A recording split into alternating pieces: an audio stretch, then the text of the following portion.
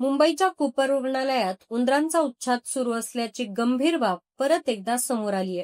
गेल्या 2 महिन्यात या रुग्णालयात तब्बल 6 रुग्णांना उंदरांनी चावा घेतल्याची प्राथमिक माहिती पोलिसांच्या अहवालातून उघड झालीय।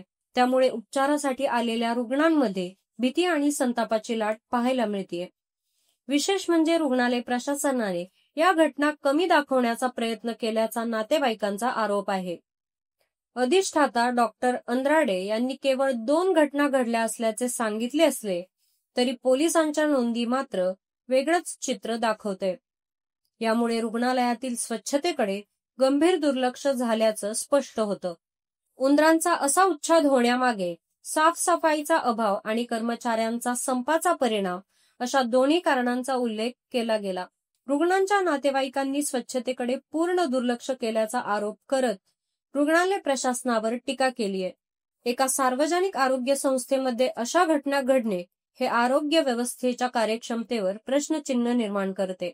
या घटनांनंतर प्रशासन जागे झाले असून नायर रुग्णालयाचे अधिष्ठाता डॉक्टर शैलेश मोहिते यांच्या नेतृत्वाखाली एका समितीची नेमणूक करण्यात आली होती।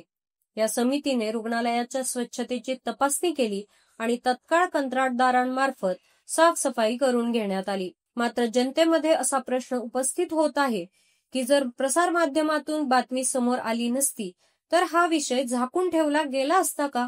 कूपर सारख्या मोठ्या महानगरपालिकेच्या रुग्णालयात स्वच्छतेचा प्रश्न ऐरणीवर आलाय।